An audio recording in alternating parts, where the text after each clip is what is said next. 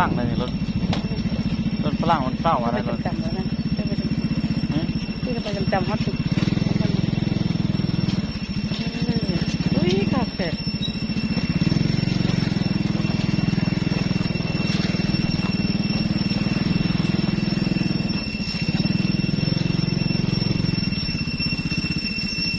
ดูเจ้าค่ะเย้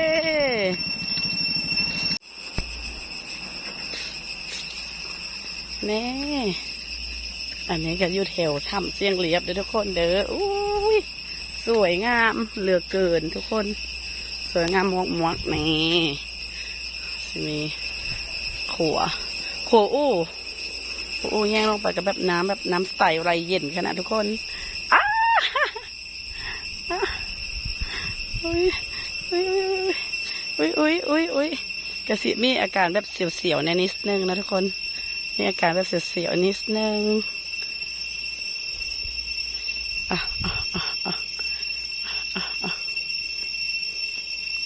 มากันเลยคักปั่นเนี่ย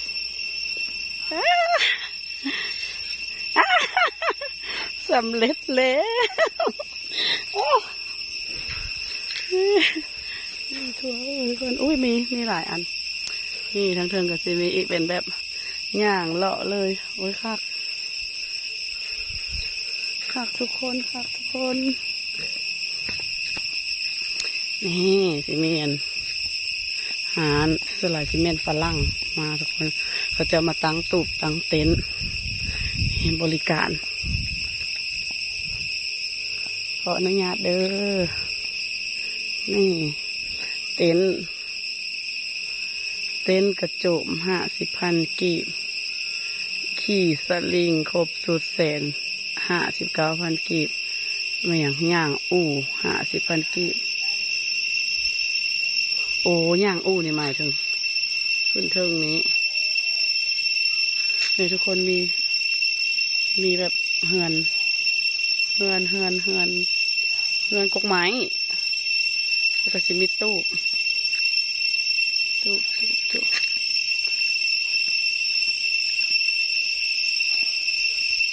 ฮะ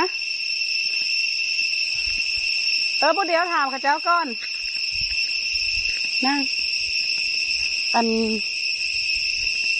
นี่แต่ฝรั่งบ่มามาแล้วข้าเจ้าเฮ็ดแบบไหนแบบมานั่งกินนี่วะนั่งกินของแบบอันซื้อของกินในนี่มีต่ำนี่อย่างน้ำบ่โดยมีหัวสลิงเลย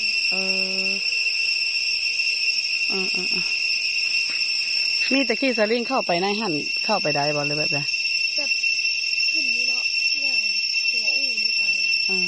ไปฮอสพุ่มตรงนี้มากัดขึ้นได้โหนในหั่นในพุ้นยังมีอีกอยู่มันบ่แล้วโหนมาโต๊ะอยู่ใส่บ้านเนี่ย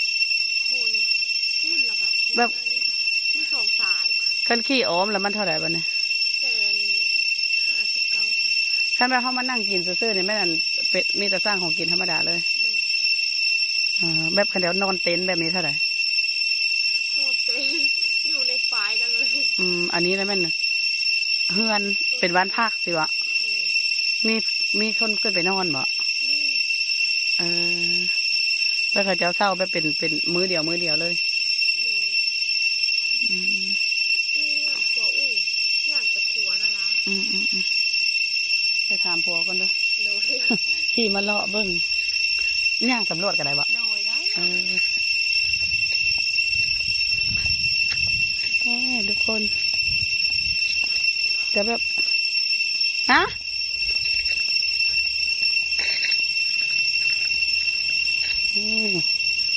เดี๋ยวไปเอาเครื่องก่อนทุกคนไปเอาเครื่องก่อนอุ้ยคักได้นี่นะนี่มีบอนนั่งแบบจิบกาแฟแบบธรรมชาติสุดๆเลยพี่น้องคักเว้ยอันนี้เป็นแหล่งท่องเที่ยวอยู่เมืองท่าแขกแขวงขมวนเด้อตัวนี้แม่นั้นถ้ำผานาเลียงนี่ทางกลับแบบราคาก็แบบเป็นกันเองค่ะทุกคนขี่ออกจากตัวเมืองท่าแขกเพียงแต่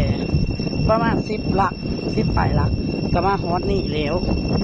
มีบรรยากาศแบบเส้นทางนี้นะมันเป็นสไตล์แบบว่า มีแหล่งท่องเที่ยวเต็มไปเลย2 ฝากข้างเลยเต็มทุกคนเลยเดี๋ยวมาเจอกันมาอีกรอบนึงอาหารบ้านเฮาคนนี่อันนี้ก็คือปิ้งหมูทักแค่อันนี้ก็เป็นอะไรอย่างวะ ต้มหมู ต้มหมูนี่อาหารพื้นๆบ้านตัวพี่น้องกองฝ่ายคันมาได้กินอาหารแบบนี้อยู่แถวทางกันแคมน้ำแคมมันห่วยแบบนี้สุดโอ้ยอดแหละเพราะว่าเดี๋ยวนี้ก็แม่นหิวข้าวหิ่งละในมันแล้วอันนี้ก็ข้าวเหนียวเดี๋ยวนี้ฮะน้ำลายมันเป็นโค้งอะไรเนี่ย แก้มเพื่อนแก้ไก่ ซุ่มหมูถ้าเบิกเดินทางในมันจะมีจักตอนทางในมันจะมีหลายบ่อุ้ย เดี๋ยวยังเหลืออีกเยอะปิ้งแล้วเนาะผ่านการปิ้งมาแล้ว อันนี้ปิ้งแล้วเด้อแต่บ่กินดิบนี่ หุ้ยก็มีอย่างแล้ว มันอันนั้นเลยเขาปิ้งเนี่ยมันก็เป็นนั้น เห็นไหมว่าถ้ามันบูดบ่ บ่บูดไม่บูด หอมขนาดเลยนี่ผู้ใดมักกินดิบก็กินดิบมันมีตัวดิบอยู่แต่ว่าค่อยบ่มักตัวกินแบบตัวบ่มักกินดิบมันก็เลยแบบแต่ว่าความหอมของมันคักได้นี่นะไม่ไหม้เลยทุกคนเลยมันจะมีความหอมตัวนี้ตัวนี้เด้อเอามือ ล้าง อาหารเที่ยงมื้อนี้ก็สิมาแบบกินตำมะฮุ่งแล้วกับปิ้งหมูแล้วก็ยังมีส้มอีกทุกคนมาเฮามาคุยกันแบบชัดเจนเลยโคตรกรอบเลยโคตรกรอบเลยอาหารกลางป่าแซ่บไอ้ทองพัน สุดยอดหิวข้าว ทางน่ะจากโมงเลยเดี๋ยวนี้โอ้ยสิบ่ให้เซฟได้ 3 โมงทุกคนเอ้ยมันข้าวเหนียวฮ้อนๆเลยเดินน้ำลายไหลบ่ได้ไปก้อนกินก้อน